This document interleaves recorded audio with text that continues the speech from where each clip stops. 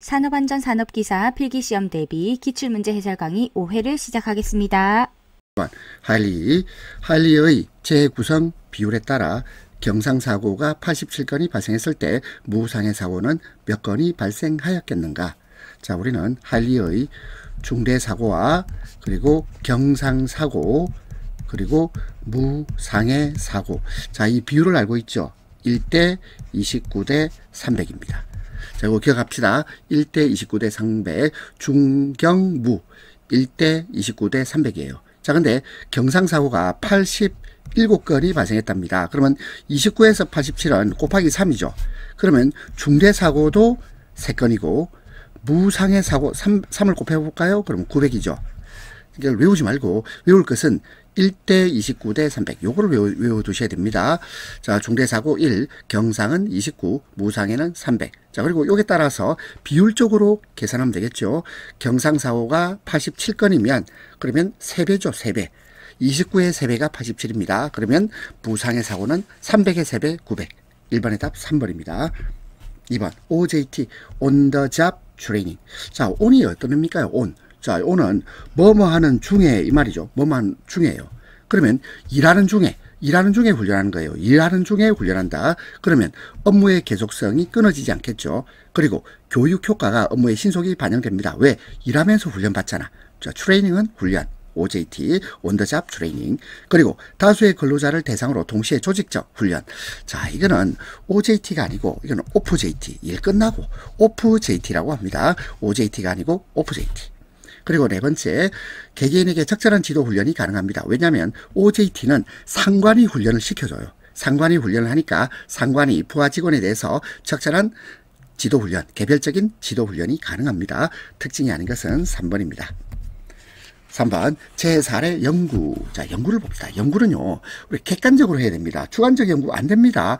자, 제4의 연구. 자, 제4의 연구뿐만 아니라 모든 연구는 객관적입니다. 객관적이고, 그리고 명확해야 되고 또 정확해야 되겠죠. 그래서 정확성이 있어야 된다. 그 다음에 두 번째, 문제점과 제 요인 분석은 과학적이고 신뢰성이 있어야 되고요. 그리고 세 번째, 제 사례를 과제로 하여 그 사고와 배경을 체계적으로 파악하고 4번, 제 요인을 규명, 분석, 그에 대한 대책을 세우는 것이 제 사례 연구입니다. 3번의 답 1번. 4번, 산업안전보건법상 안전보건 표지에서 기본 모형의 색상이 빨강이 아닌가. 자, 우리 빨강 찾아봅시다. 1번, 산화성 물질 경고, 빨강입니다. 경고. 화기금지. 자, 불난단 말이죠. 자, 이거 화기금지 빨강, 탑승금지 빨강. 자, 1, 2, 3번은 모두 빨강입니다. 근데 고온경고는 이건 노랑입니다. 고온경고는 노란색, 노랑. 고온경고는 노랑입니다. 답은 4번. 5번, 머렐 서베이. 자, 모랄이라 되어 있지만 이거 읽을 때 모랄 이렇게 읽지 않고 머렐이라고 읽거든요. 자, 그래서 뭐 어떻게 읽든지 상관없습니다. 자, 우리 머렐. 자, 머렐 서베이. 머렐이 뭡니까? 이거는 사기를 올린다 할 때 사기예요. 사기입니다. 자, 남 뒤통수 치는 사기 말고 우리가 개인의 어떤 심적인 상태를 올리는 거 있잖아요. 사기를 올리는 거예요. 그런데 1번 보세요. 조직 구성원의 성과를 비교 분석. 자, 우리가 비교하면요, 여러분 상식적으로 생각해 보세요. 남의 남편과 비교하잖아. 그러면 사기가 떨어집니다. 옆집 아줌마 아들하고 비교해 보세요. 그러면 자기 아들의 사기가 떨어져요. 따라서 조직 구성원의 성과를 비교 분석, 이거는 아닙니다. 오히려 사기가 떨어집니다. 그 다음에 2번, 종업원의 정화작용, 카타르시스 작용을 촉진시킨다 그렇습니다. 그리고 3번, 경영관리를 개선하는 데 대한 자료를 얻고요. 그리고 4번, 근로자의 심리 또는 욕구를 파악하여 불만 해소, 노동 의욕을 높이는데 사기조사가 필요해요. 머렐 서베이. 따라서 답 1번. 6번, 주의, attention. 주의 특징 중 여러 종류의 자극을 지각할 때 소수 특정은 뭐죠? 이거는 선택하는 거죠. 선택. 소수의 특정을 선택해서 주의가 집중되는 것, 선택성 1번입니다. 2번, 방향성은 주의가 특정 방향으로 향하는 성질, 방향성. 변동성이란 말은 주의가 변화하는 특성을 변동성이라고 합니다. 그리고 검출성은 외부 자극을 인지하고 감지하는 능력, 검출성. 답 1번. 7번, 인간의 적응 기제에 포함되지 않는 것. 1번 갈등. 자, 갈등이란 말은요, 개인이 서로 충돌하는 욕구, 목표, 가치 사이에서 선택해야 되는 거. A를 선택할까 B를 선택할까 갈등 관계 있죠. 근데 이 갈등은요 적응 기제가 아닙니다. 적응 기제가 아니에요. 오히려 적응 기제를 촉진하는 원인, 적응 기제의 원인이 되지 갈등 그 자체가 적응 기제는 아니에요. 1번 답, 2번의 억압, 3번의 공격, 4번의 합리화는 모두 인간의 적응 기제입니다. 8번 산업안전보건법상 직업병 유소견자, 유소견자란 말은 검진을 통하여 질병이나 증세가 있다고 판단된 사람이에요. 이거를요 영어로 C1 이렇게 불러요. 설마 C1 소주 아닙니다. 유소견자는 C1이라고 해요. 그래서 유소견자 C1이 발생하거나 다수 발생할 우려가 있는 경우에 실시하는 건강진단을 이것을 임시건강진단이라고 하고 이것은 산업안전보건법 제 131조에 나와 있습니다. 자, 나중에 뭐 시간 되시는 분은 조금 한번 찾아보세요. 산업안전보건법 제 131조 임시건강진단. 답은 3번. 9번 위험예지훈련 중 TBM. 자, TBM 볼까요? 툴박스. 툴박스가 뭡니까? 요거는 도구상자죠. 도구상자 위에서 앉아가지고 오손도손 미팅을 하는 겁니다. TBM. 자, 툴박스. 툴박스는 도구상자. 자, 이 툴박스 도구상자는 이거는 어디 있나요? 작업장소 안에 있겠죠. 그래서 작업장소에서 툴박스가 원형으로 쭉 이렇게 둘러싸여져 있고 원형 형태로 만들어서 실시합니다. 그 다음에 2번 통상 일반적으로 작업 시작 전후 10분 정도 아주 짧은 시간 동안 미팅하고요. 그리고 이런 툴박스 위에 앉아서 이렇게 미팅하는 것은 다수인이 아닙니다. 다수인이 아니고 소규모 인원이죠. 소규모 인원이 함께 하죠. 그리고 4번 자, 소규모니까 근로자 모두가 말하고 스스로 생각하고 이렇게 하자 이렇게 권유할 수 있겠죠. 합의한 내용이 되어야 합니다.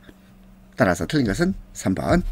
10번 제조업자는 제조물의 결함으로 인하여 생명, 신체, 재산에 손해를 입은 자에게 그 손해를 배상해야 된다. 이건 뭐라 그러죠? 제조물 책임. 제조물 책임이라고 하고 이게 별도로 제조물 책임법이라는 게 있습니다. 제조물 책임은 제조물 책임법에 따라서 책임을 지는데 이거는 들어봤는지 모르겠는데 무과실 책임이라 그래요.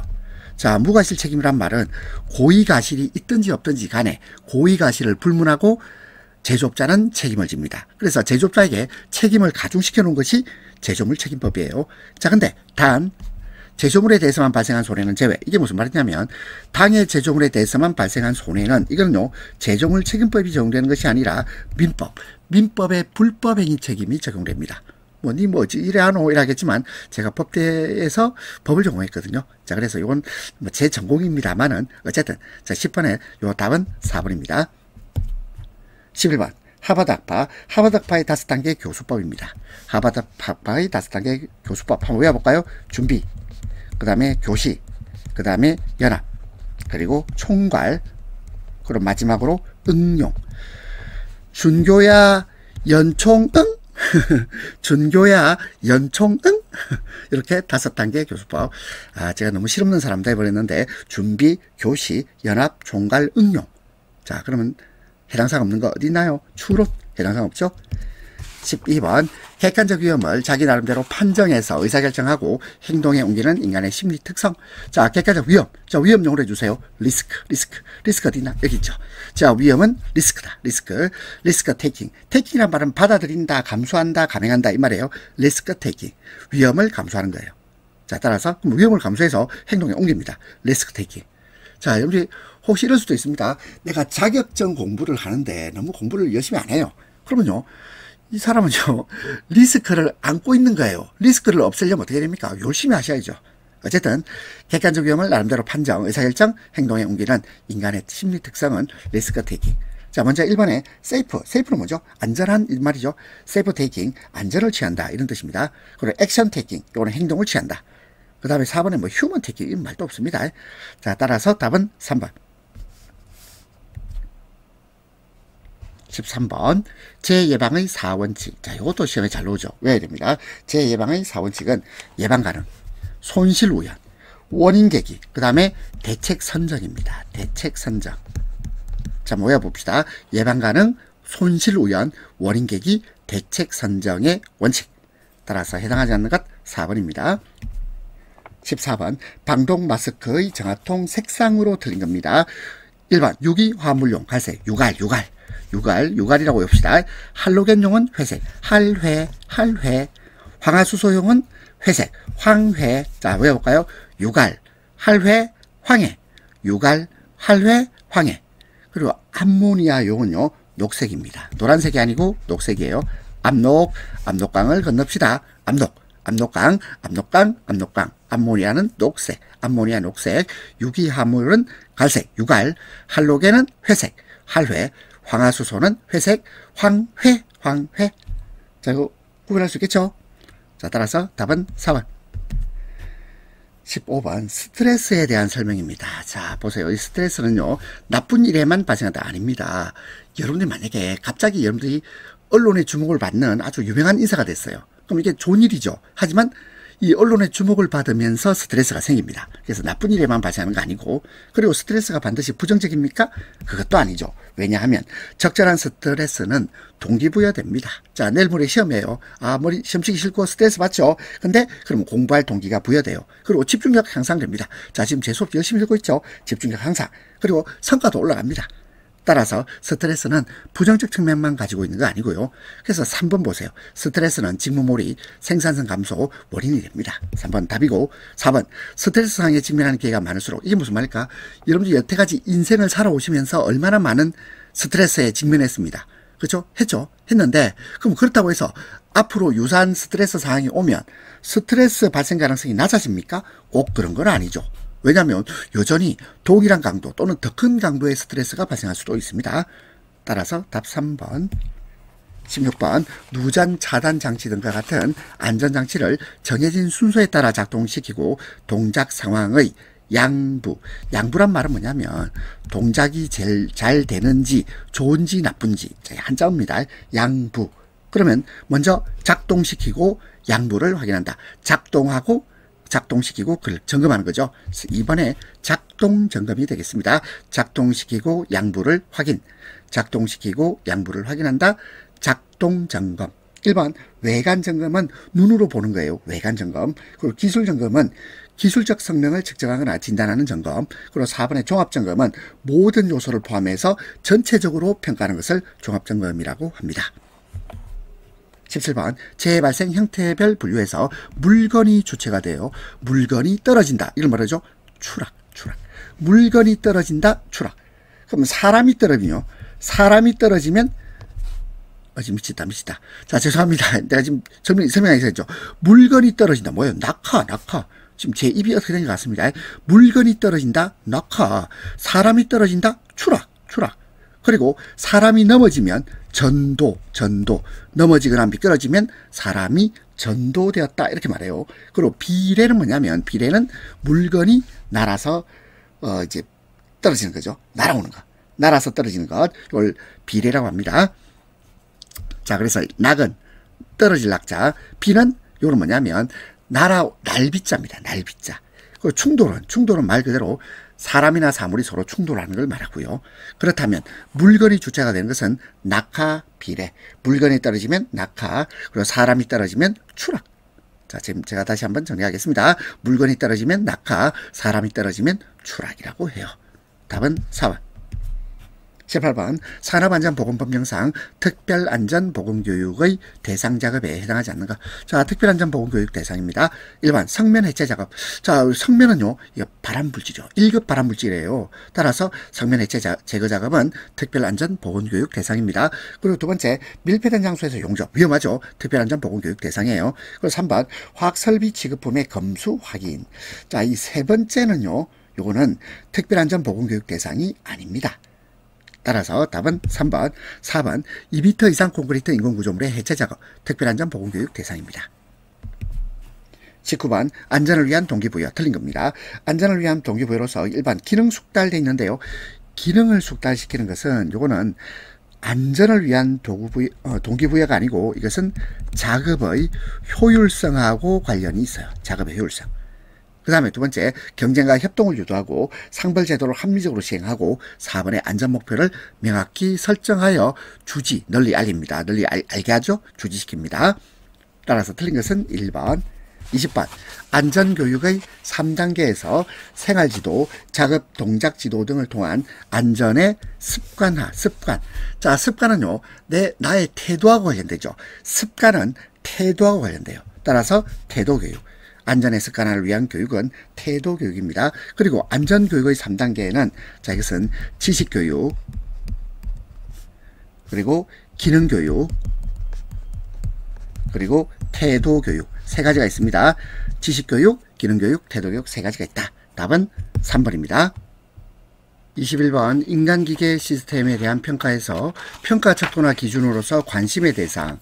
자, 우리 관심의 대상이 되는 변수. 자, 이거 한번 볼까요? 우리가 변수라고 하면 A이면 B이다. A이면 B이다 할 때 A를 독립변수라고 합니다. 독립변수. 그리고 A이면 B이다 할 때 B를 종속변수라고 해요. 자, 그럼 화살을 받는 쪽, 화살을 받는 B가요, 종속변수인데 이것이 관심의 대상이에요. 그래서 관심의 대상은 관종입니다. 관종. 이렇게 외워봅시다. 관심의 대상이 되는 변수는 관심의 대상이 되는 변수, 종속변수가 되겠고요. 자, 독립변수는 이제 A를 말하고요. 확률변수. 자, 이 확률변수는 말 그대로 확률 분포를 따르는 변수입니다. 그리고 통제변수. 자, 통제변수란 말은 자, 말 그대로 조작이나 통제를 가한 변수를 통제변수라고 해요. 21번의 답은 2번입니다. 22번 화학설비 안전성 평가 과정에서 3단계인 정량적 평가. 정량, 이 양은 말 그대로 양적인 평가죠. 정량적 평가, 양적인 평가예요. 그러면 이 정량 어디 있나요? 여기 있네. 화학설비 용량. 정량적 평가. 답 바로 3번입니다. 근데 2번하고 4번 보세요. 공정 개통도와 건조물의 도면. 자, 이것은 정성적 평가라고 합니다. 정성적 평가. 따라서 정량적 평가는요, 화학설비 용량입니다. 화학설비 용량. 23번 다음 FTA 그림에서 ABC의 부품 고장률을 각각 0.01이라고 할 때 최소 컷셋과 신뢰도입니다. 최소 컷셋. 자, 최소 컷셋은 결국 T로 올라가는 거죠. T로 올라갈 수 있도록 하는 겁니다. 자, 그리고 자, 요 보세요. 이렇게 밑이 평평한 거 있죠. 요거는 엔드 게이트. 엔드죠. 엔드입니다. 엔드. 그리고 밑이 평평한 것은 엔드고, 밑이 이렇게 초승달처럼 이렇게 올라온 거 있죠. 요거는 OR입니다. OR. OR이란 말은 둘 중에 하나만 있으면 되는 거죠.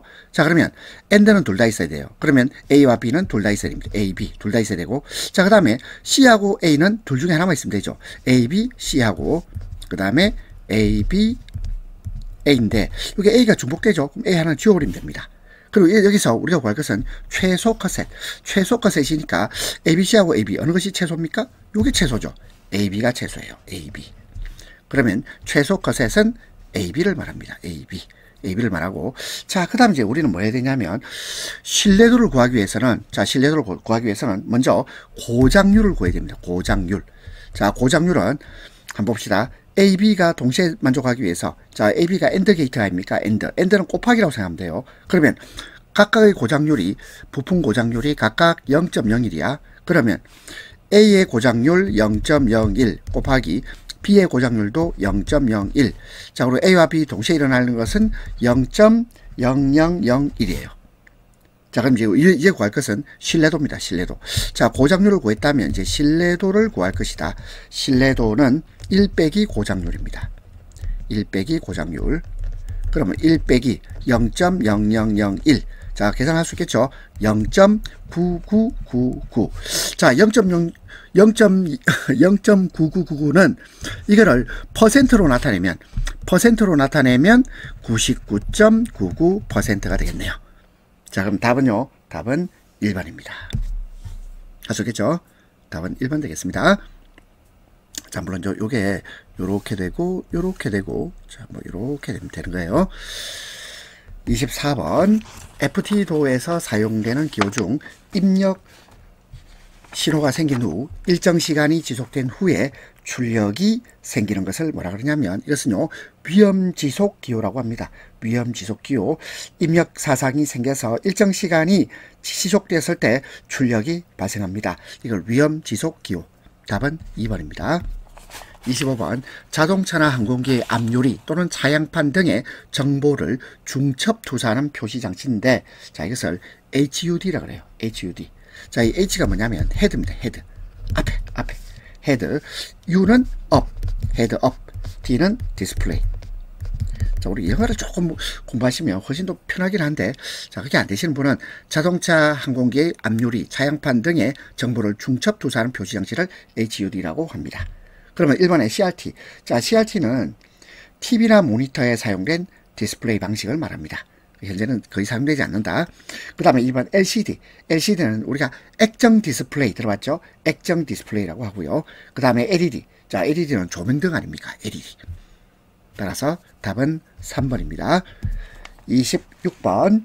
암호체계 사용상 일반적인 지침에 해당하지 않는 겁니다. 1번 암호의 검출성. 맞죠? 자, 암호가 검출될 수 있어야 됩니다. 그렇죠? 그래서 그 무결성을 유지하고 변조 여부를 확인할 수 있어야 돼요. 암호의 검출성. 그 다음에 두 번째, 부호의 양립성. 자, 서로 다른 암호체계나 부호화 방식이 서로 호환될 수 있어야 됩니다. 그 다음에 세 번째, 암호의 표준화. 여러 시스템에서 동일한 방식으로 사용할 수 있도록 하는 거예요. 네 번째, 암호의 단일 차원. 아니죠. 단일 차원 하면 안 되고 다차원적 요소가 있어야 됩니다. 다차원적인 보안 요소를 고려해서 설계되어야 한다. 단일 차원은 아닙니다. 답은 4번. 27번. 일반적인 수공구의 설계 원칙으로 볼 수 없는 겁니다. 1번. 손목을 곧게 유지합니다. 왜냐하면 손목을 곧게 안 하고 손목이 구부러지면 그러면 이것은 아마 손목 터널 증후군 들어봤죠. 또는 스트레스 손상을 유발할 수 있습니다. 그래서 손목을 곧게 유지하는 게 필요하고, 두 번째, 반복적인 손가락 동작을 피해야 됩니다. 왜냐하면 이 손가락 동작을 반복적으로 하게 되면 건초염 걸려요. 건초염. 그리고 세 번째, 사용이 용이한 검지만 주로 사용한다. 그렇지 않습니다. 손가락 하나만 사용하는 거, 이건 비효율적이고, 그리고 피로와 부상을 초래할 수 있습니다. 4번, 손잡이는 접촉 면적을 가능하면 크게 해야 되죠. 크게 해야 됩니다. 자, 그래서 지금 일반적인 수공구의 설계 먼저 볼 수 없는 겁니다. 그럼 여기에 사용이 용이한 검지만 주로 사용한다. 이거 틀렸죠. 3번이 답이 되겠네요. 28번. 광원으로부터 직사휘강. 자, 우리 직사휘강, 이거 좀 쉬운 말로 합시다. 뭘까요? 눈부심. 눈부심을 말한다. 눈부심을 줄이기 위한 방법을 적절하지 않은 겁니다. 자, 우리 눈부심을 줄이기 위해서는 1번. 휘강은 주위를 어둡게가 아니고 밝게 해죠. 휘강은 주위를 밝게 하면 그러면 눈부심을 줄일 수 있습니다. 2번. 가리개나 갓 차양을 사용합니다. 세 번째, 광원을 시선에서 멀리 위치시키고, 4번. 광원의 수는 늘리고 휘도는 줄이면 그러면 직사휘강을 줄일 수 있습니다. 답은 1번. 29번. 신뢰성과 보존성을 효과적으로 개선하기 위해서 작성하는 보존기록 자료 가장 그리가 뭔 겁니다. 1번 자재관리표. 자재관리표는 뭐냐면 이건 자재관리를 위한 표죠. 자재관리. 따라서 이거는 보존기록 자료하고는 거리가 멀어요. 답 1번이죠. 2번 MTBF. MTBF란 말은 이거는 평균 고장 간격을 말합니다. 평균 고장 간격 분석표. 자, 이것은 보정기록 자료입니다. 설비 이력 카드 보정기록 자료고, 고장 원인 대책표도 보정기록 자료가 되겠습니다. 30번. 통제 표시비를 설계할 때 고려하는 요소에 대한 설명으로 틀린 것입니다. 1번. 통제 표시비가 낮다. 뭐죠? 민감하다 이 말이에요. 표시비가 낮단 말은 민감하다. 그 다음에 두 번째, 목시란 말은 눈으로 본다 이 말이에요. 눈으로 보는 거리가 길면 길수록 조절의 정확도는 떨어집니다. 멀리서 보니까 떨어지죠. 3번, 짧은 주행시간 내에 공차 범위, 인정 범위를 초과하지 않는 계기를 마련할 필요가 있죠. 왜냐하면 이 공차라는 것은 허용되는 오차 범위를 공차라고 그래요. 그 다음에 4번, 계기의 조절 시간이 짧게 소요되도록 계기의 크기는 항상 작게? 아닙니다. 이게 항상 작게 설계하는 게 아니고 적절한 크기로 설계해죠. 적절한 크기로 설계를 합니다. 따라서 틀린 것은 4번. 31번. 다음 중 연마작업장의 가장 소극적인 소음 대체. 가장 소극적이다. 이게 무슨 말일까요? 가장 소극적인 것은 사람을 틀어막는 거예요. 사람. 자, 사람을 틀어막습니다. 어떻게 틀어막을까요? 귀를 틀어막으면 되겠죠. 이게 가장 소극적인 것. 그러면 2번 보세요. 방음 보호 용구를 착용할 것. 누구에게 착용시킵니까? 사람에게 착용시켜요. 답은 2번입니다. 32번. 다음 설명에서 가로 안의 내용 알맞게 나열한가. 자, 이건 좀 외워줘야 됩니다. 40폰. 40폰은 1소온입니다. 40폰은 1소온. 그리고 이는 40데시벨, 40데시벨의 1000Hz. 1000Hz 순음의 크기를 나타낸다. 자, 이거 외워볼까요? 40호는 1손, 그리고 이는 40dB의 1000Hz 순음의 크기를 나타냅니다. 답은 1번입니다. 33번, 위험 조정을 위해서 필요한 기술은 조직 형태에 따라 다양하며 4가지로 분류합니다. 4가지 분류. 자, 분류해볼까요? 제거 또는 감축, 그 다음에 회피, 그 다음에 보류, 그리고 마지막으로 전가, 떠넘기는 걸 말해요. 그러면 해당사항 없는 것 3번이죠. 계속입니다. 34번, 체내에서 유기물을 합성하거나 분해하는데 반드시 에너지의 전환이 뒤따르죠. 이것을 뭐라 그럽니까? 에너지 대사라 그래요. 에너지 대사. 답은 3번입니다. 35번, 전통적인 인간기계 체계의 대표적 유형과 거리가 먼 겁니다. 1번 수동체계, 2번 기계화. 기계화는 반자동을 말해요. 반자동, 그리고 자동. 수동, 반자동, 자동. 수동, 기계화, 자동. 자, 근데 인공지능 체계, AI. 이 AI는 전통적인 인간기계 체계에서 한 단계 발전된 형태입니다. 그래서 기계가 독립적으로 학습하고 의사결정을 내리는 시스템이고, 우리가 보통 GPT 이런 거 돌리면 되겠죠. 자, 이것은 전통적인 게 아니에요. 전통적인 게 아닙니다. 답 4번. 36번, 다음 그림 중 형상 암호화된 조종장치에서 단회전용, 단회전이란 말은 뭐냐면 단 한 번의 회전, 1회 회전한다 이 말이에요. 한 번 딸깍 합니다. 자, 이건 뭐냐면 과도한 회전이나 반복적인 조작을 방지하는 특징을 가집니다. 자, 이 중에서 이 그림 중에서 한 번 딸깍 하는 거 한번 보세요. 요거 보세요. 요거 1번. 1번이 여기 많이 보지 않았나요? 한 번 딸깍 하는 거죠. 따라서 답은 1번입니다. 그래서 1번이 단회전용 조종장치. 그럼 2번하고 3번은 뭘까요? 2번하고 3번은, 자, 이것은 다회전용 조종장치입니다. 조종장치. 그리고 4번은요. 4번은 이산멈춤 조종장치가 되겠습니다. 이산멈춤 조종장치. 37번, 작업장에서 구성요소를 배치하는 인간공학적 원칙과 가장 거리가 먼 것입니다. 1번 중요도의 원칙. 자, 중요도의 원칙은 맞죠. 왜냐하면 중요한 요소는 작업자가 쉽게 접근할 수 있도록 배치해야 됩니다. 중요도에 따라 배치해야 됩니다. 그 다음에 두 번째, 기능성. 기능성이란 말은 관련된 기능을 가진 요소들을 논리적이고 직관적 배치를 해야 되겠죠. 기능성 원칙 맞고, 사용빈도가 많을수록 가까운 곳에 배치해야 됩니다. 근데 4번 보세요. 선입선출. 선입이란 말은 뭐냐면 퍼스트인. 자, 먼저 들어왔단 말이죠. 퍼스트인. 선출은 뭐냐면 퍼스트 아웃. 먼저 들어온 것을 먼저 밖으로 빼내는 거. 이게 뭡니까? 이거는 제품하고 해요. 제품을 재고를 방출할 때 먼저 들어온 것부터 먼저 빼는 거. 자, 이런 거거든요. 선입선출. 요거는요, 인간공학적인 설비 원칙하고 아무 상관없어요. 따라서 2번이 답이 되겠습니다. 38번, 동전 던지기에서 앞면이 나올 확률 P. 자, 이게 0.6. 뒷면이 나올 확률 P 0.4. 그리고 앞면과 뒷면이 나올 사건의 정보량. 자, 우리 정보량을 구하는 공식 해볼까요? 자, 정보량은 어떻게 구합니까? 자, 여기는 로그 공식을 취하는데요. 로그 2의 밑이 2인 로그입니다. 그리고 P분의 1. 자, P가 확률이에요. 자, 이게 조금 어려운데요. 이거 생각해 보세요. 우리가 학창시절에 로그 2의 2. 이건 뭐라고 배웠나요? 로그 2의 밑과 진수가 같은 거, 로그 2의 2를 이걸 1이라고 공부했던 거 기억나요? 자, 보겠습니다. 그러면, 자, 먼저 앞면이 나올 확률이 0.6이라 그랬는데, 그러면 앞면의 앞면의 정보량은 어떻게 됩니까? 하면 로그 2의 P가 0.6분의 1이죠. 그럼 0.6분의 1은, 자, 우리 대충 계산해 보세요. 1.666 이렇게 나오죠. 로그 2의 1보다는 좀 크고 2보다는 작죠. 그럼 이게 0. 얼마 이렇게 나올 거라고요. 그 다음에 이번에는 뒷면 정보량 로그 2에, 자, P가 0.4죠. 그러면 0.4분의 1이에요. 자, 그럼 0.4분의 1은 2.5 됩니다. 2.5. 로그 2의 2보다 조금 크죠. 이거는 1. 얼마가 돼요. 그러면 앞면은 0. 얼마, 그리고 뒷면은 1. 얼마가 될 겁니다.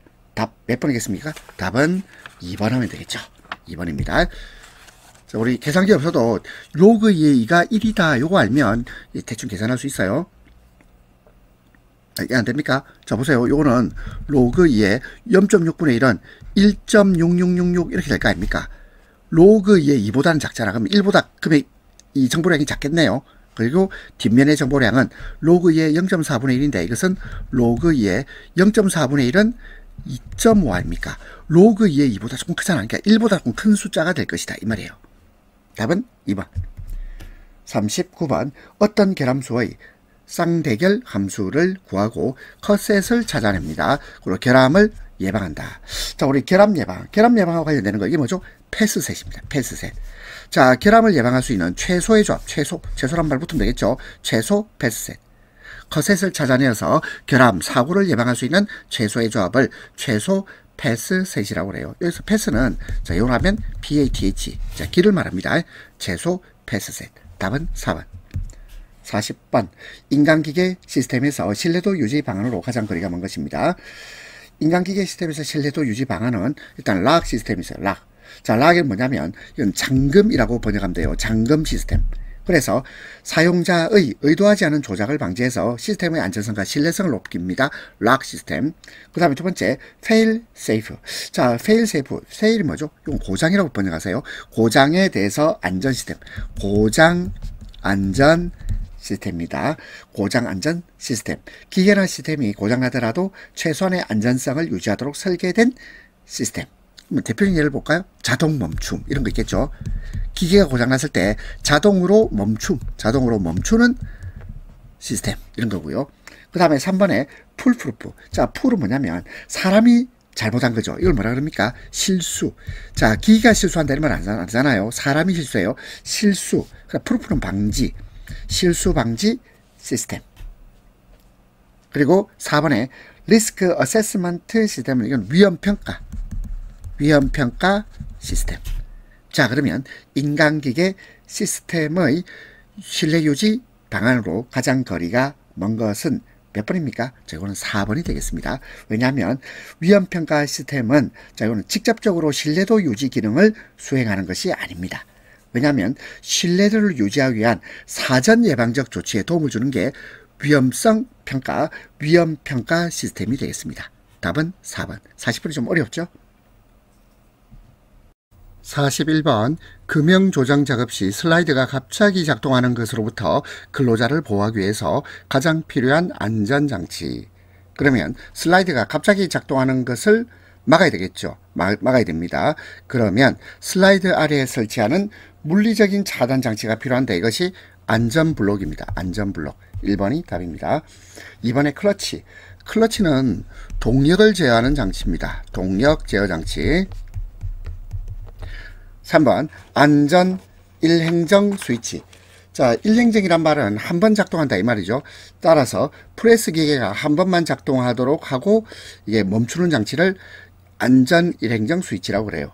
그리고 4번 광전자식 방호장치. 자, 이것은 센서를 통해서, 자, 빛을 이용해서 센서를 통해서 신체가 위험구역에 들어오는 것을 감지하고 기계가 정지되는 것입니다. 따라서 금형 조정 작업 시 슬라이드가 갑자기 작동하는 것으로부터 근로자를 보호하기 위해서 가장 필요한 장치는 안전블록입니다. 답 1번. 42번. 프레스 작업 중 작업자의 신체 일부가 위험한 작업점으로 들어간다. 자, 이건 누가 잘못한 거죠? 사람이 잘못한 거예요. 사람이 잘못한 거예요. 자, 사람이 바보스럽다. 이 말이에요. 자, 그래서 인간의 실수를 풀프루프라고 합니다. 답은 1번. 자, 근데 기계의 고장. 자, 기계의 고장은 fail safe입니다. 이게 무슨 말이냐면 기계가 고장났을 때 자, 자동으로 정지한다. 자동 정지. 기계가 고장났을 때 자동 정지를 fail safe.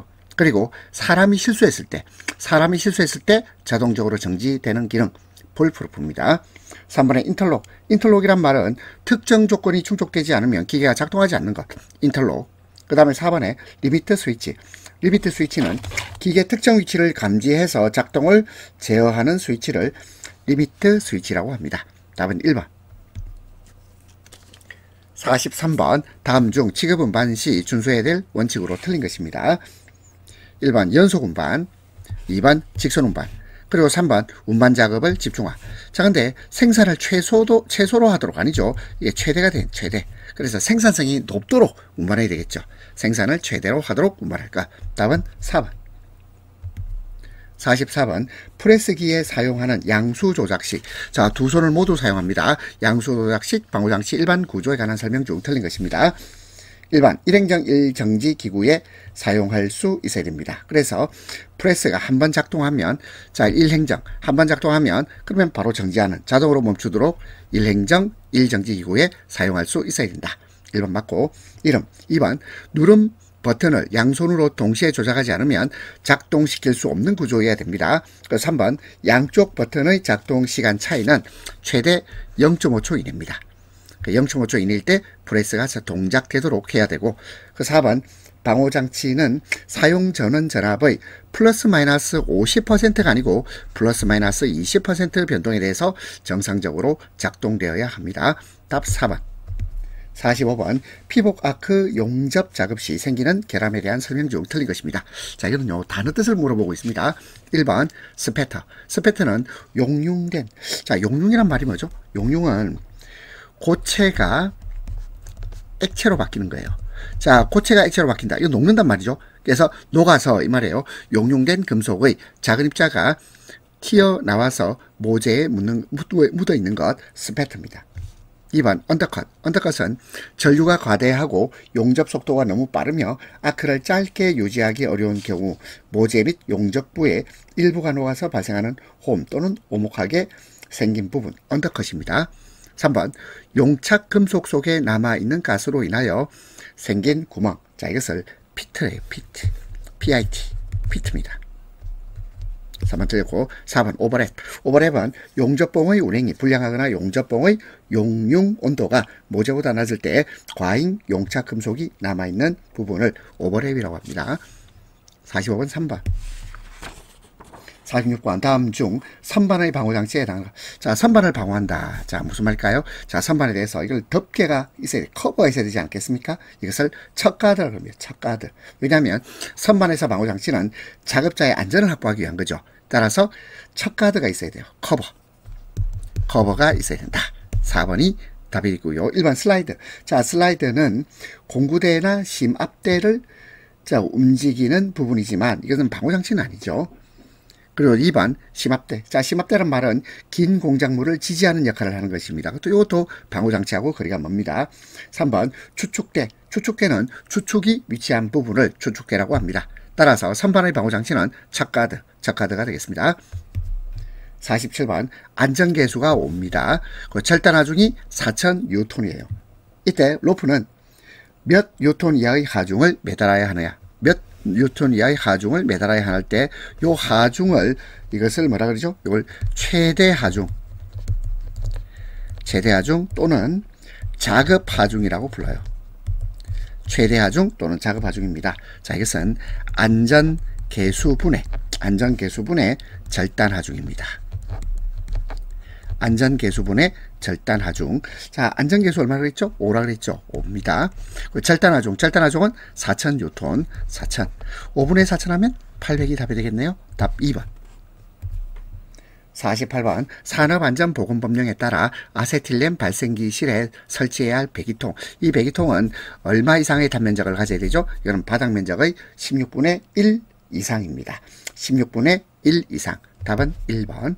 49번 롤러기에서 앞면 롤러의 지름이 200mm, 회전속도가 30rpm, 롤러의 무부하 동작에서 급정지 거리. 자, 우리가 급정지 거리를 구하기 위해서는 제일 먼저 표면 속도를 구해야 됩니다. 그래서 표면 속도를 구해서 이 표면 속도가 30 미만이면 이때는 앞면에 롤러 원주의 3분의 1이고요. 그리고 표면 속도가 30 이상이면 이때는 앞면 롤러 원주의 2.5분의 1이라고 생각하시면 됩니다. 자, 그럼 이제 표면 속도를 구해봅시다. 표면 속도 구하는 공식은 파이 곱하기 d 곱하기 n입니다. 자, 파이는요, 이건 3.14입니다. 3.14. 그 다음에 곱하기 d. 자, d는 뭐냐면, 이거는 롤러 원통의 지름이에요, 지름. 앞면 롤러의 지름이 200mm라고 했죠. 근데 200mm는 0.2m입니다. 그래서 곱하기 0.2. 자, 그 다음에 또, 자, 회전 속도가 30rpm이에요. 자, 그러면 30이 되겠습니다. 그렇다면 파이 곱하기 0.2 곱하기 30. 자, 얼마가 나오죠? 자, 이러면 18.85가 나옵니다. 18.85 맞나요? 자, 우리 계산해 보세요. 3.14 그리고 0.1을 곱하고 그다음에 0.2하고 30을 곱하면 얼마죠? 6이죠. 6, 38, 6, 1은 6, 6, 4, 24. 자, 85가 아니고 84인데 자, 이 3.14에서 뒤에 숫자가 더 있잖아. 그러니까 약 18.85 또는 18.84를 합시다. 18.84가 나오죠. 맞습니까? 18.84가 나옵니다.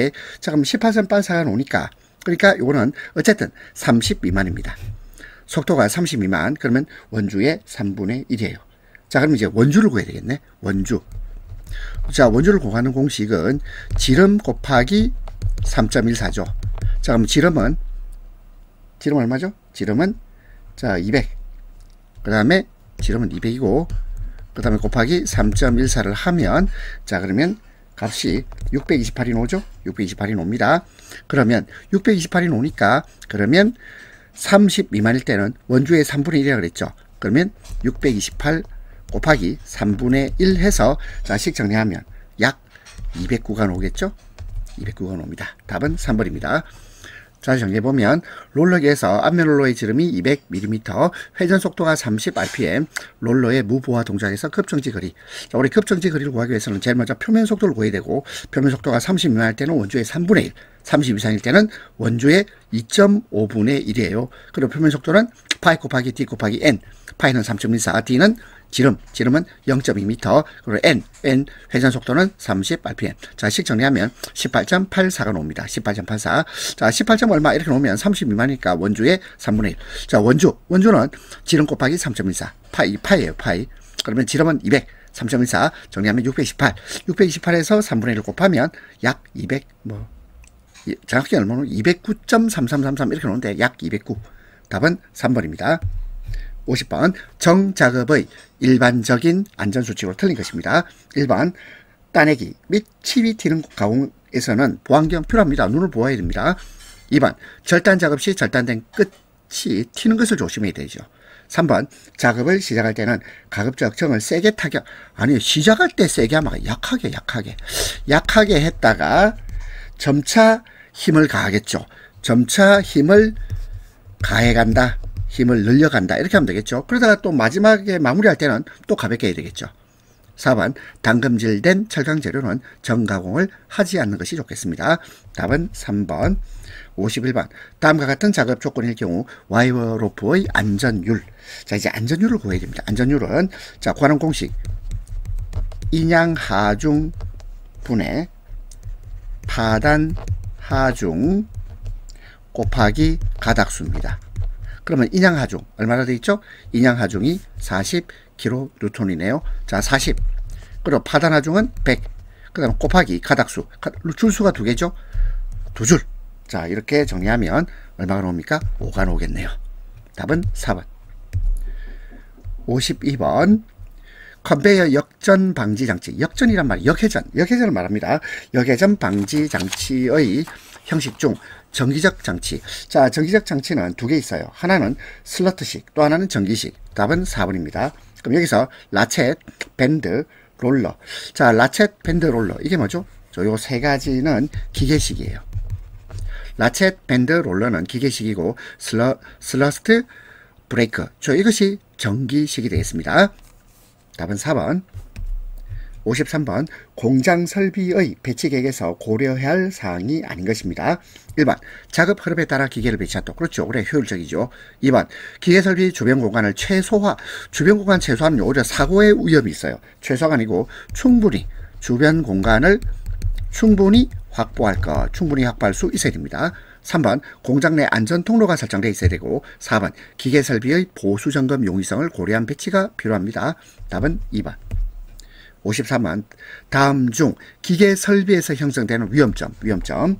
자, 이 위험점과 관련해서 이건 주로 기계의 움직임하고 관련되겠죠. 그래서 1번 회전 말림점 맞습니다. 근데 2번 접선 분리점은요, 이거는 위험점이 아니에요. 3번 협착점. 협착점은 두 개 이상의 부품이 서로 접근하면서 신체가 끼이는 것. 협착점이랍니다. 그 4번 끼임점. 끼임점 뭐냐면 고정된 부분과 움직이는 부분 사이에서 신체가 끼이는 거죠. 협착이나 끼임이나 다 끼이는 건데 협착은 뭐냐면 두 개 이상 부품이 서로 접근하면서 신체가 끼이는 것이고 끼임점은 고정된 부분과 움직이는 부분 사이에서 신체가 끼일 위험이 있을 때 끼임점이라고 합니다. 그러면 위임점이 아닌 것은 접선 분리점. 답은 2번. 55번 가스 용접에서 역화. 자, 역화는 뭐냐면 이거는요 플래시백이라고 그래요. 역화 영어로 플래시백. 자, 이거는요 어떤 경우에 생길까요? 1번 토치 성능이 부실하면 그러면 역화가 발생할 수 있습니다.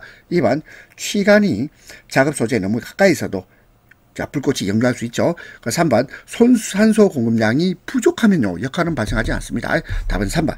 4번 토치 팁에 이물질이 묻어 있으면 그러면 결국 역화가 발생할 수 있어요. 답은 3번. 56번 위험기계 조작자의 신체 부위가 의도적으로 위험점 밖에 있도록 하는 것. 이건 뭐죠? 자, 신체를요 위험점에 접근하지 않도록 위치를 제한하는 거예요. 위치 제한형. 위치를 제한한다. 위치 제한형 방호장치. 답 3번이 되겠습니다. 57번 선반 작업에 대한 안전수칙으로 틀린 겁니다. 1번 척 핸들. 척 핸들을 항상 척에 끼워두는 것이 아니고 사용했으면 제거해야죠.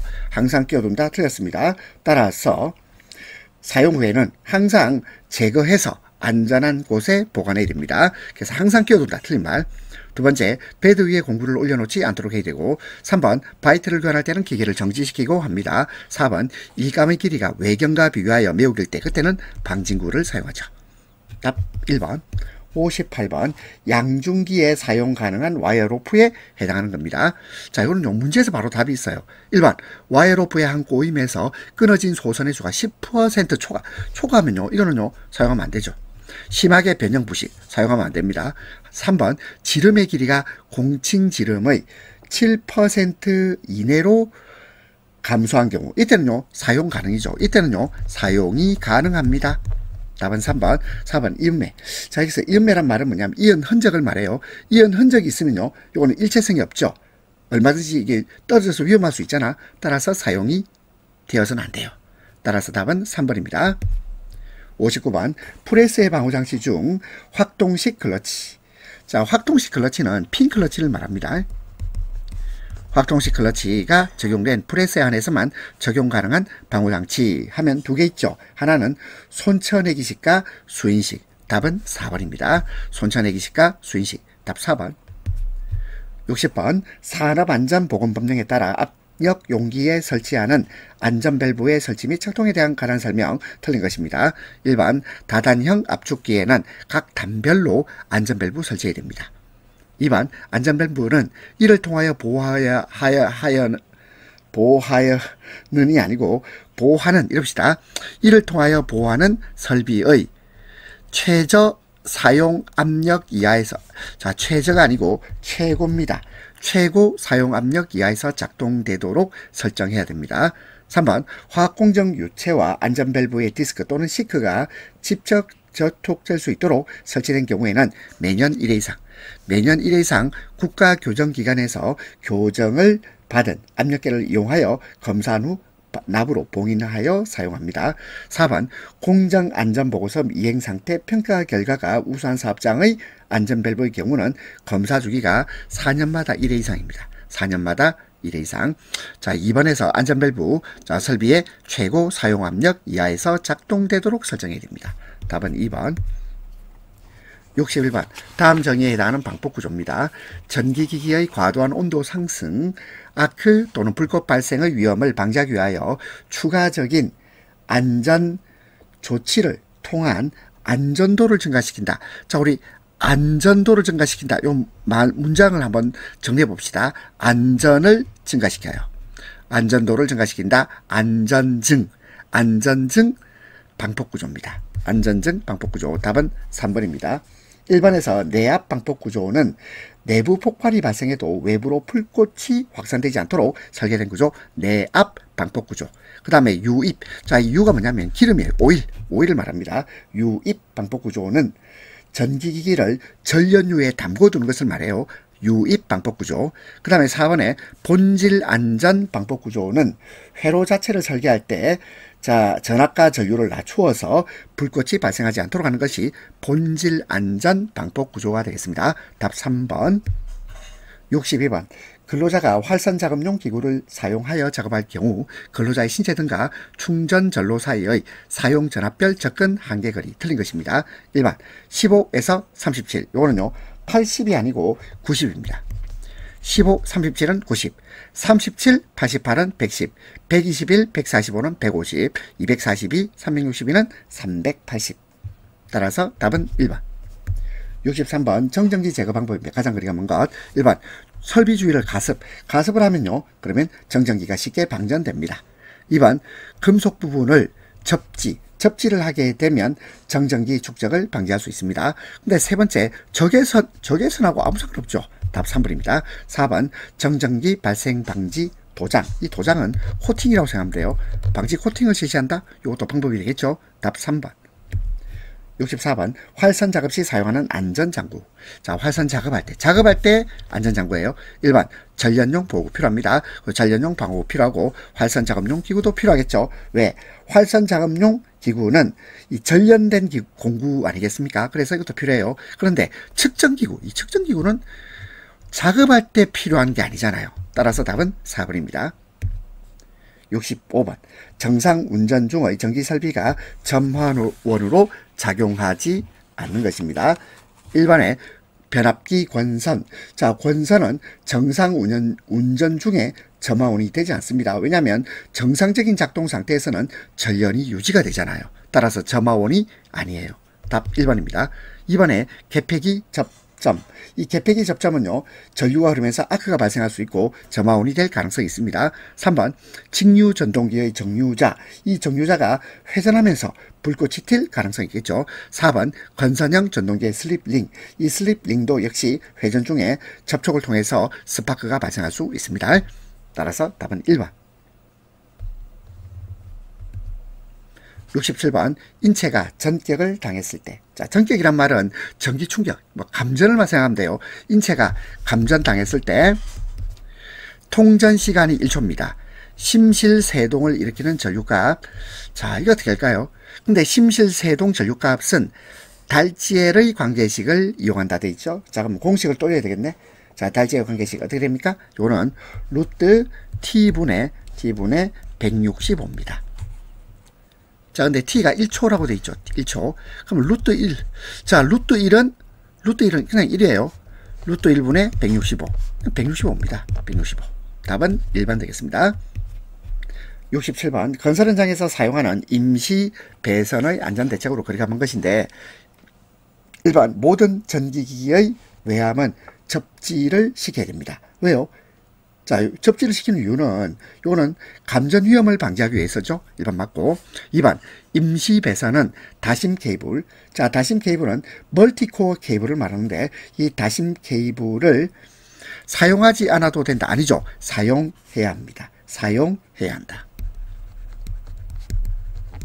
3번 배선은 반드시 분전반 또는 배전반에서 인출해야 되고 4번 지상 등에서 금속판으로 방호할 때 그 금속관을 접지해야 됩니다. 이것은 감전 위험을 방지하기 위한 거죠. 따라서 답은 2번. 67번 제1종 또는 제2종 접지공사에 사용하는 접지선에 사람이 접촉할 우려가 있는 경우 접지공사 방법입니다. 1번 접지극은 지하 75cm 이상 깊이에 묻을 것 맞고 2번 접지선을 시설한 지지물에는 피뢰침용 지선을 시설하지 아니할 것. 자, 왜냐하면 이걸 함께 설치하게 되면 낙뢰가 있었을 때 과전류가 흐를 위험이 있습니다. 3번 접지선은 캡타이어 케이블, 전련전선 또는 통신용 케이블 외의 케이블을 사용할 것. 그리고 4번 지하 60cm부터 이 60이 아니고 75입니다. 지하 75cm부터 지표 위 2m까지의 부분입니다. 75cm부터 2m까지입니다. 접지선은 합성 수지관 또는 몰드로 덮을 것. 자, 이거는 접촉할 가능성이 있는 높이까지 보호를 하기 위한 거죠. 지하 75cm부터 지표 위 2m까지. 답은 4번입니다. 69번 전기화재 원인을 직접 원인과 간접 원인으로 구분할 때 직접 원인과 거리가 먼 것입니다. 자, 먼저 1번에 애자의 오손. 자, 애자가 오염됐어요. 애자가 전연체죠. 이 전연체가 오염이 되면 그러면 전연 기능이 저하되죠. 하지만 직접적으로 불이 붙는 건 아니죠. 따라서 이것은 직접 원인은 아닙니다. 직접 원인은 아니고 이것은 간접 원인이 될 수는 있다. 하지만 직접 원인은 아니에요. 하지만 2번 과전류. 자, 전류가 정상 범위를 초과해서 흐르고 있어요. 이건 직접 원인입니다. 그 다음에 누전. 자, 누전도 직접 원인 되죠. 그리고 전연, 열화. 전연제가 시간이 지나면서 열화가 있으면 그러면 이것이 전연이 파괴됩니다. 화재가 발생할 수 있습니다. 직접 원인. 따라서 2번, 3번, 4번은 직접 원인이고 애자의 오손은 간접 원인. 70번 정전기 발생에 영향을 주는 요인과 가장 거리가 먼 것입니다. 1번 방리 속도. 자, 방리란 말은 두 물체가 떨어지는 거죠.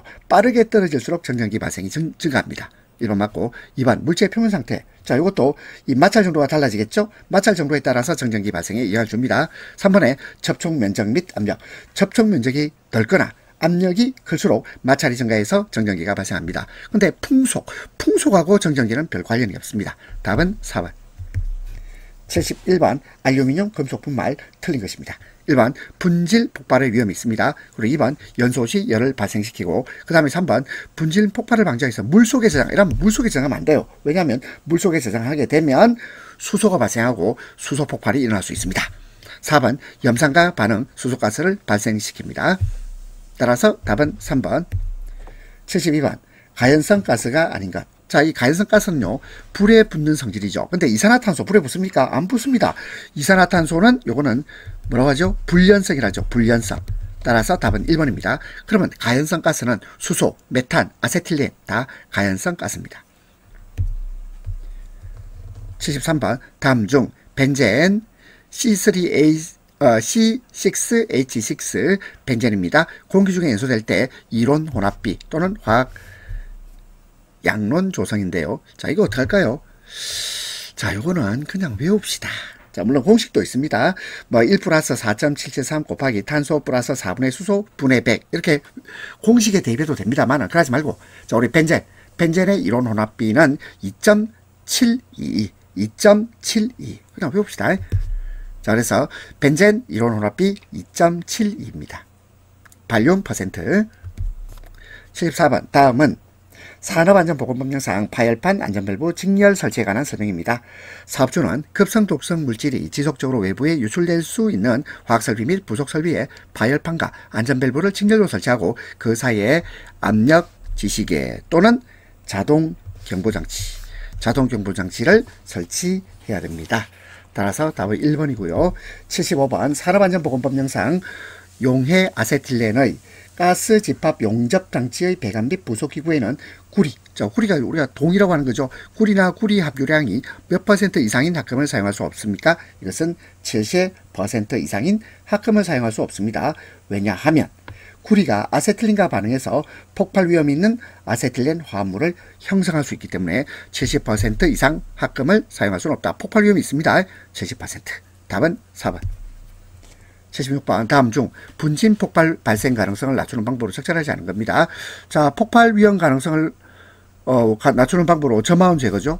분진이 날리지 않도록. 그 다음에 분진각 주변의 온도를 낮추고요. 그리고 4번 보세요. 분진 입자 표면적을 크게 하면 폭발 가능성이 커집니다. 표면적을 크게 하면 폭발 가능성이 높아져요. 따라서 답은 4번입니다. 77번 유해 위험물질 취급 시 보호구로서의 구비 조건입니다. 1번 방호 성능 충분, 재료 품질 양호, 작업 방해되지 않을 것, 외관하고는 아무 상관없죠. 답은 4번입니다. 78번 공기 중에 3ppm이 디메틸라민, 20ppm 시클로헥산, 10ppm 산화프로필렌. 자, 이때 혼합 TLV, TWA는 자, A는 몇 ppm인가? 자, 이거 구하는 공식을 우리가 알아야 되는데요. 일단 각각의 TLV, TWA를 보면 10, 그 다음에 50, 그 다음에 20 있죠. 그러면 이제 분모에다가 10에 대해서 공기 중에 3이 있죠. 10분의 3. 그 다음에 50에 대해서 공기 중에 20이 있습니다. 50분의 20 플러스 20에 대해서 10이 있죠. 자, 이게 분모입니다. 분모고, 그 다음에 분자에는 각각의 공기 중에 있는 이 내용물을 더해주면 돼요. 그러면 공기 중에 3이 있고 20이 있고 그리고 10이 있습니다. 자, 이게 정리하면 되겠는데요. 자, 밑에 해볼까요? 10분의 3 0.3. 자, 50분의 20은 0.4. 여기는 20분의 10 하면 0.5, 0.3, 0.4, 0.5 하면 1.2가 되겠고요. 그 다음에 3하고 20하고 10을 더하면 33이죠. 그러면 1.2분의 33 하면, 자, 이거 계산됩니까? 어때요? 27.5가 되겠네요. 27.5. 답은 3번입니다. 79번 건조 설비의 사용에 있어 500에서 800 도시 범위의 온도에 가열된 스테인리스 강에서 주로 일어나며 탄화크롬이 형성되었을 때 결정 경계면 할 때 이 계를 보세요. 경계면에 크롬 함유량이 감소되어 발생되는 부식 형태. 이게 입계 부식입니다. 답은 3번 입계 부식. 그래서 이 스테인리스 강에는 크롬이 함유되어 있는데 이것이 500에서 800도씨에서 가열되잖아요. 그러면 탄소와 크롬이 반응해서 탄화크롬이 생깁니다. 탄화크롬이 형성되면 그러면 이제 크롬이 빠져나갔죠. 크롬이 빠져나가면서 크롬 부족 상태가 되어서 부식에 취약해지게 되는데 이 결정 경계면에 크롬 함유량이 감소하면 그럼 부식이 일어나요. 이걸 입계 부식이라고 합니다. 입계 부식. 답은 3번. 80번 위험물 안전관리법령상 칼륨. 자, 칼륨 금속이죠. 자, 금속화재입니다. 금속화재는요, 건조사 또는 마른 모래. 1번이 답이 되겠습니다. 그 다음에 2번에 포소화기. 요거는요, 유류화재하고 관련됩니다. 유류화재일 때 적응성이 있습니다. 그리고 이산화탄소 소화기. 자, 이것은 전기화재. 그리고 할로겐 화합물. 할로겐 화합물은 전기화재도 되고, 그리고 유류화재도 되겠습니다. 따라서 자, 금속화재는요, 건조사 또는 마른 모래입니다. 답은 1번. 81번 흙막이 가시설, 임시시설입니다. 버팀대의 변형을 측정하는 계측기. 그러니까 변형을 측정하는 계측기는 요거는 스트레인 게이지 하면 됩니다. 스트레인 게이지. 답은 2번이에요. 스트레인 게이지가 되겠습니다. 그럼 1번에서 워터 레벨 미터. 이게 뭐죠? 이건 수위계. 이건 지하 수위를 측정하는 겁니다. 그 다음에 3번에 피에조미터. 피에조미터는 집안 내 수압을 측정해요. 수압 측정기. 그 다음에 4번에 로드셀. 로드셀은 요거는 하중 측정기입니다. 힘을 측정하는 거죠. 따라서 흙막이 가시설의 버팀대의 변형을 측정하는 계측기는 스트레인 게이지가 되겠다. 답은 2번. 82번 사다리식 통로 등을 설치하는 경우 준수해야 될 기준입니다. 접이식 사다리 기둥은 사용 시 접혀지거나 펼쳐지지 않도록 철물 등을 사용, 견고하게 조치할 것. 맞죠? 2번 발판과 벽 사이의 간격 어떨까요? 이거는 15cm입니다. 25가 아니고 15. 그리고 폭은 30cm 이상. 그리고 사다리식 통로의 길이가 10m 이상인 경우는 5m 이내마다 계단참을 설치해야 됩니다. 따라서 답은 2번. 83번 추락 방지망의 달기 로프를 지지점에 부착할 때 지지점의 간격이 1.5m, 지지점 간격이 1.5m입니다. 지지점의 강도. 자, 우리 강도는요, 지지점 간격에다가 200을 곱합니다. 200을 곱해요. 그러면 간격이 1.5라고 그랬죠? 여기다가 200을 곱해보세요. 그러면 답은 300이 되겠습니다. 답 2번. 84번 가설 통로를 설치하는 경우 준수해야 될 기준 옳지 않은 건데요. 경사는 45도 이하. 틀렸죠? 30도 이하입니다. 그리고 2번 경사가 15도를 초과하는 경우에는 미끄러지지 아니하는 구조로 할 것. 3번 추락할 위험이 있는 장소에는 안전난간 설치. 그리고 수직경에 가설된 통로 길이가 15m 이상인 경우에는 10m 이내마다 계단참을 설치할 것. 답 1번. 85번 유해 위험 방지 계획서를 제출해야 하는 공사 기준입니다. 1번 최대 지강 길이 30m입니다. 50m 이상입니다. 50m 이상인 교량 건설 등 공사. 2번 깊이 10m 이상인 구착 공사. 3번 터널 건설 등의 공사. 4번 다목적댐, 발전기용 댐, 발전용 댐, 그리고 저수 용량 2천만 톤 이상의 용수 전용 댐, 그리고 지방상수도 전용 댐 건설 등의 공사입니다.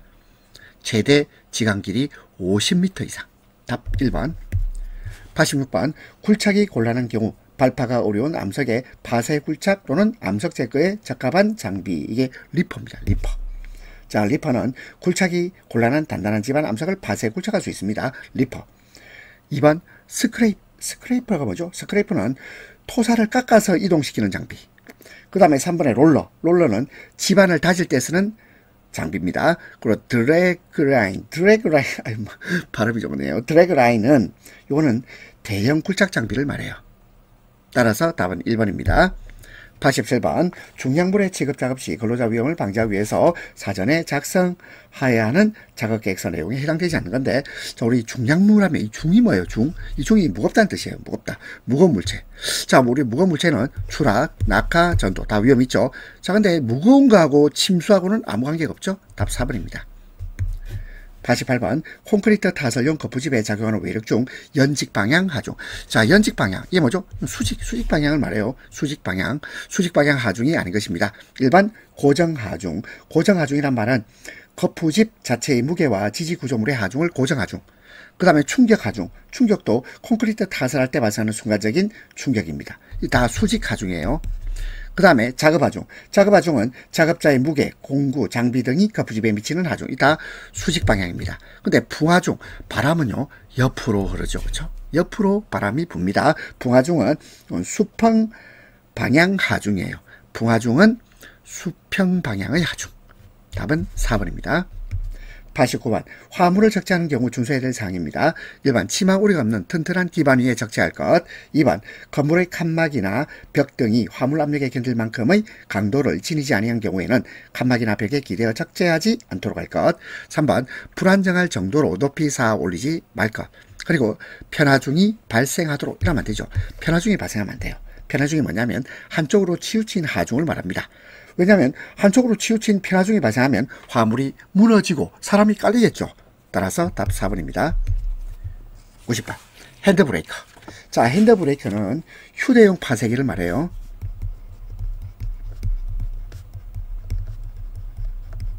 휴대용 파쇄기 지급 시 안전에 관한 유의사항 옳지 않은 겁니다. 1번 기본적으로 현장 정리가 잘 돼 있어야 되고, 2번 작업 자세는 항상 하향 45도가 아니고 45도가 아니고 90도죠. 수직 방향으로 유지해야 됩니다. 3번 작업전 기계에 대한 점검을 철저해야 하고, 4번 호수의 교차 및 꼬임 여부를 점검해 봐야 됩니다. 답은 2번입니다. 91번 유한 사면에서 사면 기울기가 비교적 완만한 점송토에서 주로 발생하는 사면 파괴의 형태입니다. 자, 이거는요 저부 파괴입니다. 이 저부란 말은 바닥 부근을 말하고요. 바닥 부근에 이 사면 길이가 완만하고 연약한 지반일수록 이 바닥 부근에서 시작해서 외부로 이어집니다. 그래서 이것을 저부 바닥 부근 저부 파괴라고 해요. 1번이 답입니다. 2번 사면 선단 파괴. 이거는요 경사가 급격할 때, 경사가 급할 때입니다. 기울기가 급한 경우입니다. 그리고 3번에 사면 내 파괴, 사문 내부에서 이루어지는 형태고요. 그리고 국부 전단 파괴는, 국부란 말은 특정 부위죠. 특정 부위, 국소적인 파괴를 말합니다. 답은 1번. 92번 산업안전보건관리비 중 안전시설비, 안전에 관한 말이 나와야 되겠죠. 여기 안전난간 있네요. 답은 2번입니다. 그리고 134는 이거는 안전시설비하고 거리가 멉니다. 따라서 2번 다시 볼까요? 비계, 통로, 계단에 추가 설치하는 추락방지용 안전난간, 안전시설비 항목으로 사용할 수 있습니다. 93번 추락방지용 방망을 구성하는 그물코. 자, 그물코는요 이걸 외울 때 이렇게 외울 수 있습니다. 350. 자, 350 한번 찾아볼까요? 사각 또는 마름모, 크기는 10cm 이하입니다. 350. 답은 3번. 94번 집안 조사의 방법 중 집안을 강간으로 천공. 자, 천공이란 말은 구멍 뚫는단 말이죠. 천공. 그리고 토사를 채취 후 여러 가지 시험을 시행하여 집안의 토질 분포, 척의 증상과 구성 등을 알 수 있는 것. 이게 보링. 자, 보링이 구멍을 뚫는다는 뜻이에요. 답 1번입니다. 그리고 2번엔 뭐 표준 관입 시험, 3번에 베인 테스트. 베인은 뭐냐면 날개를 회전시켜서 강도를 측정하는 거죠. 이 베인이 뭐냐면 날개입니다. 그 다음에 평판 제하 시험. 자, 다 거리가 멀죠? 자, 평판 제하 시험은 뭐냐면 강판을 집안에 놓고 하중을 가는 것이에요. 자, 그래서 천공, 구멍 뚫는 거, 이건 보링입니다. 보링. 답 1번. 95번, 말비계를 조립하여 사용하는 경우에 준수사항으로 옳지 않은 겁니다. 1번, 지주부재의 하단에는 미끄럼 방지 장치 있어야 되겠죠. 그 다음에 2번, 지주부재와 수평면가의 기울기는 85도 이하가 아니고 이게 75도 이하입니다. 2번 답이고, 3번, 말비계의 높이가 2m를 초과할 경우에는 작업 발판의 폭을 40cm 이상으로 할 것 맞고요. 4번, 지주부재와 지주부재 사이를 고정시키는 보조부재를 설치할 필요가 있습니다. 답 2번. 96번, 철골 작업을 중지해야 하는 제한 기준. 1번, 풍속 초당 10m 이상, 강우량 시간당 1mm 이상, 강설량 시간당 1cm 이상. 소음은 아니에요. 자, 우리 소음 있다고 철골 작업 중지합니까? 그건 아니죠. 왜? 철골 작업하면 소음은 기본적으로 발생합니다. 따라서 답은 4번. 97번, 강간틀 비계의 높이가 20m 초과, 높이가 20m 초과하는 경우 주틀 간의 간격을 최대 얼마 이하로 사용해야 하죠? 1.8m입니다. 1.8m. 답 3번. 98번, 철골 공사에서 용적 작업을 실시함에 있어 전격, 아까 전격이 뭐라 그랬죠? 이게 감전. 자, 감전 예방을 위한 안전 조치입니다. 1번, 전격 방지를 위해서 자동 전격 방지기 설치. 맞죠? 그리고 2번, 우천. 자, 비가 온단 말이죠. 강설, 눈이 옵니다. 비나 눈이 오면 야외 작업 중단해야 되겠죠. 3번, 계로 전압이 낮은 교류 영족기는 사용하지 않는다가 아니고 사용합니다. 사용해야죠. 사용해야 한다. 그래서 계로 전압이 낮은 교류 영족기를 사용하는 것이 전격 예방을 위한 안전 조치입니다. 그 다음에 4번, 전련 홀더를 사용한다. 이것도 안전조치 되겠죠. 따라서 답은 3번. 99번, 타워 크레인. 자, 타워 크레인을 우리가 보통 뭐 이렇게 표현하죠. 타워 크레인의 운전 작업을 중지해야 하는 순간 풍속 기준은 초당 15m 초과예요. 자, 타워 크레인 초당 15m. 타워 크레인 초당 15m 초과. 답 3번. 100번, 흙막이 지보공을 설치하였을 때 정기적으로 점검. 자, 이 점검한다는 말은 뭘 점검한단 말이죠? 흙막이 지보공을 점검한다는 뜻이에요. 그리고 이상을 발견하면 즉시 보수. 1번, 부재의 손상, 변형, 부식, 변이, 탈락의 유무화 상태, 요거 점검해야 됩니다. 그리고 부재의 접속부, 부착부, 교차부의 상태도 점검해야 되고, 심화 정도도 점검해야 돼요. 근데 발판의 지지 상태는 요거는 작업자의 안전하고 관련되는 거죠. 작업자의 안전과 관련되는 것이고 지보공에 대한 점검사항은 아니죠. 따라서 발판의 지지 상태는 작업자 안전과 관련된 사항이기 때문에 일반적으로 작업 발판을 점검할 때 점검하면 되겠죠. 그렇죠? 따라서 층막이 지보공 설치할 때 정기 점검 사항은 아닙니다. 답은 4번입니다. 자, 여러분들 100문제까지 공부하신다고 수고하셨습니다.